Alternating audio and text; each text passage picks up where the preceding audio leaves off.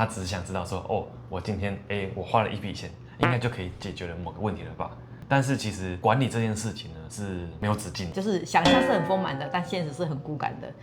这就是他们觉得想要追求一个很新的技术，但所谓的很新的技术，不见得是适合你产业里面解决的方案。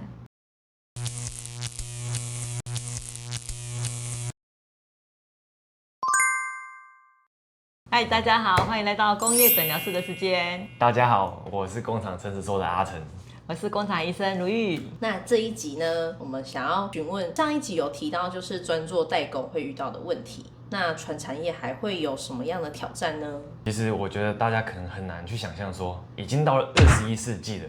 为什么还会有工厂在手抄纸本的时代呢？如果大家是住在比较郊区的地方的话，也许在你们家的附近是有工厂的。那如果有机会到他的工厂门口去瞥一下，你可能会发现，里面的人啊，在作业的时候，其实他们可能还是要依靠很多的纸本作业，因为在台湾呢，就是有非常多的中小企业，总共应该有100多万间哦。对，那这100多万间里面有几万间呢，是属于所谓的中小型的加工厂。那在一般的加工厂里面，确实在他们数位化的程度呢，就是会比较低一些，那也会很依靠手写的纸本去记录他们的生产事项。但我们的 NPR 系统呢，就是为了解决这样子的情况而诞生的一个系统哦。对，其实也不只是传产哦，我这边有蛮多的案例，就是他公司其实也是上市柜公司啊，都已经用到了，比如说像是 SAP 啊、Oracle 这样子的 ERP， 很大套的 ERP， 但回归它生产线这边的管理，它还是 paper。原因就是从 ERP 产生工单之后，派到生产线上就剩下资本了。就是目前我看评估啦，大概是占70% 都还是这样子的状态。那 NPR 在解决它什么问题呢？就是针对 ERP 没有管到的生产线各项小的制程里面应该要做的事项，然后让他给员工们、作业人员透过那个触控萤幕跟刷条码的方式来进行他生产的回报，而且就是他动作其实很简单，但就是3个动作就可以把应该要收集的资料都收回去 ERP 里面。再来第二题想问的是啊，传产业主在数位化的过程中，通常会面临什么样的挑战呢？主要还是来自于站在第一线的作业人员。那第一线作业人员呢，他们重点的问题其实是来自于第一个，他们可能年纪都稍微比较年长一些，有可能其实现在在工厂里面的主力作业人员啊，可能是落在40几岁这个族群。那通常他们在接触一些数位化的产品的能力上面来讲，肯定没有像我们这个20几岁的年轻人来讲适应的这么快速，所以他们要学一个新的资讯化的作业流程呢，也是相对会比较困难的。那除了这个部分以外呢，也有可能是因为老板本身呢，他的资讯化程度很好，所以他就是买了一个很复杂的系统，想要导入到公司里面来。对，那我想这2点主要就是来自于说，第一个是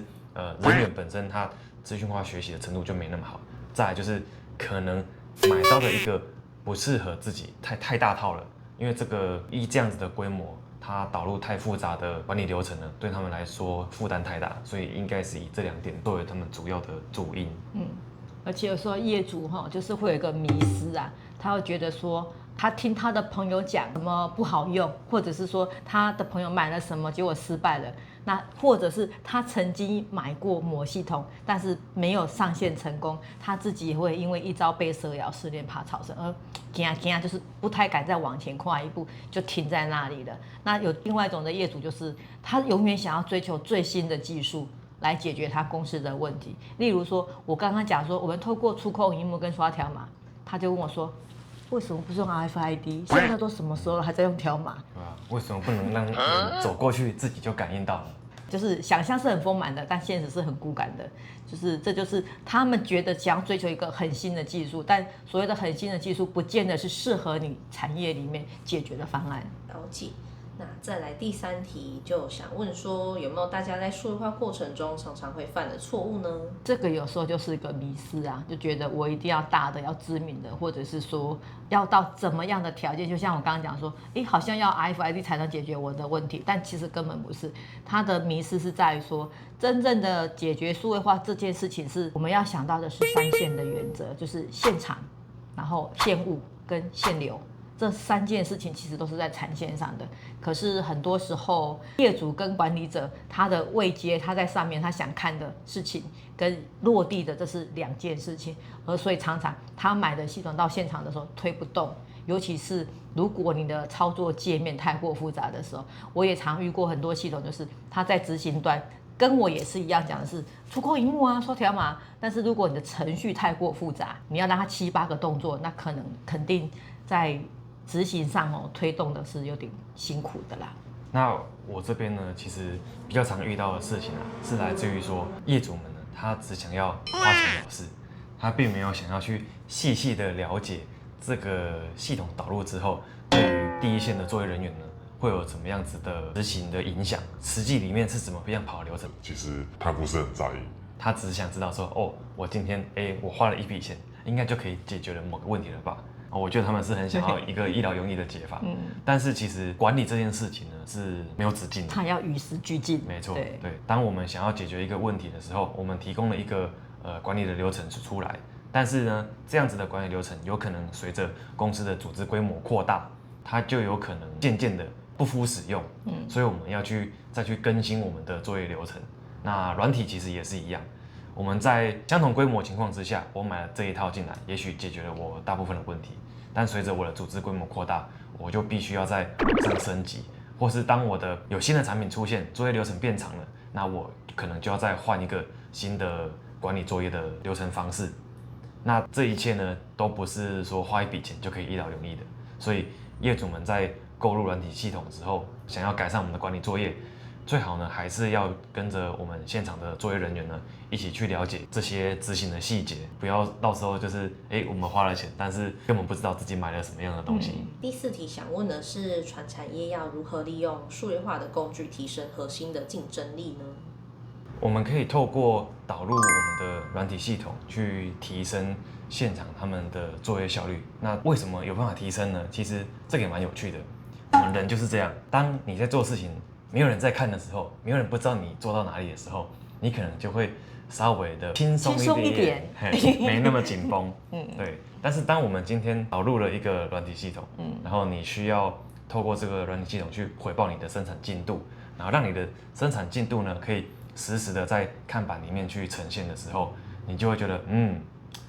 感觉在远端有人看着我呢，我好像要认真一点。对。其实虽然说我们做的不是很直接的一个生产效率的改善，但是像这种间接的效率改善呢，也可以提升不少的这个稼动率，或者是生产的效率。分享一下，就是那个我们 NPR 最后不是有个那个 dashboard 吗？看板嘛，然后在一个客户那边啊，我们其实都没有跟作业员要求什么事情，就只有一件，本来那个看板是在电脑前面嘛，就只有可能生管啊，老板知道而已。后来我们做了一件事，把它放到了生产线那边，然后用一个50、60寸的电视在那边播放。我们没有宣导什么事情，那个效率差10%以上哦。因为就是刚刚讲那个道理，本来只是写日报表嘛，写他们就知道日报表就是下来，然后拿过去生管打进去 ERP， 觉得就是我有做。但是呢，我们的看板一出来之后啊，它就有出现那个红绿灯了，然后他就发现为什么是红绿灯？原来后面有个标准在跟我比较。他就开始紧张了，因为别人都是绿灯，只有我红灯，他就会觉得拍谁，我也吹解了。其实过去大家可以发现到一件事情，不管在各行各业，只要你有在写日报表的，上面如果有写一个时间的开始跟结束的，你开始的时间呢，永远是动8点整，你结束时间呢，永远是腰拐动下午5点整。那像这样子的工时记录呢，以及你的生产效率记录，其实没有什么实质性可言。但透过软体系统的导入，我们可以准确的去知道说，我这个产品当我需要加工的时候，我是什么时候开始，直到几点几分结束。那我觉得，这样子实时的数据呢是非常具有参考价值的。那包括在生产品质这部分的回馈呢，也是一样。因为当你有一些品质的不良品产生的时候，你如果真的到一整天结束了，你才要去写报表去记录的话，你甚至已经忘记了，而且你也不晓得把东西塞到哪里去了。但我们现在的做法会变成，就是你这一个批量做结束了，你就马上去在软体系统里面去回报你的不良品的原因以及数量，那我们就可以很快速的把这个数据给记录到系统里面来。那这些系统累积在资料库久了，我们就可以拉出一个图表去做一个不良率的分析。而且就是我刚刚有讲说，在 NPR 里面的3个动作，它就很简单，可以把生产效率这件事给完成。为什么它可以完成？就是它从开始到结束这件事情做了多少 piece， 我可以从后台帮它分析出来说，这个 item 大概每次是花了多少工时。有了一个标准可参考的公式，就可以计算它的效率。然后他在回报的时候会跟我讲，做良品跟不良品，我就有良率跟不良率。光是这2件事情，就可以让企业做很多优化的改善。最后想讨论一下说，数位化要怎么帮助企业实现环保和可持续发展的目标呢？现在很夯的 ESG 的议题啊，当然有很多我上次有讲过 ，ESG 是3个面向，它不是很单纯就是做能源管理的部分。那企业在日常的营运管理里面，怎么样把那个环保的议题放上去？这个也是要透过那个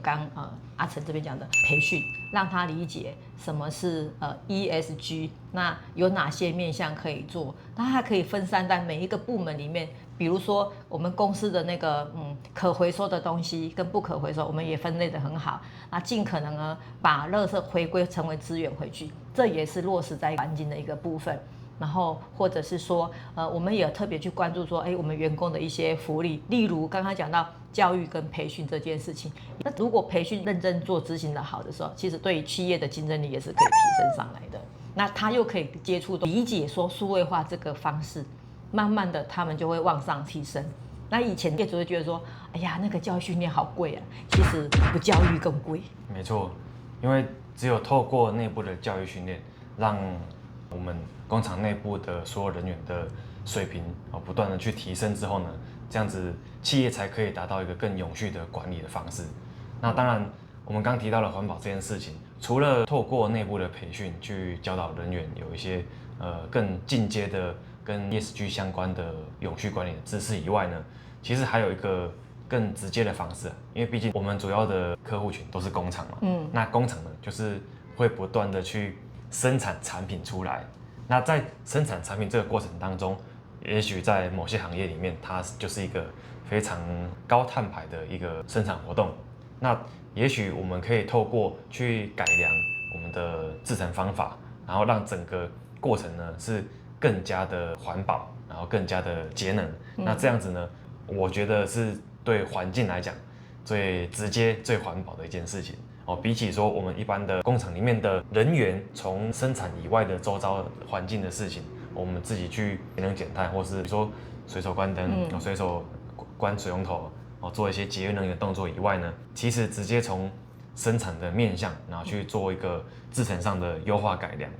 这个可能会是一个更直接的做法。对，没错。当然还有很多的方式可以达到工厂去做到环保的效果了。对，那这个部分呢，我继续再跟大家慢慢的分析，慢慢逐一拆解。今天谢谢工厂医生、工厂诚实说，还有易瑞科技。想知道更多跟传产业、制造业相关的知识吗？赶快订阅我们哦！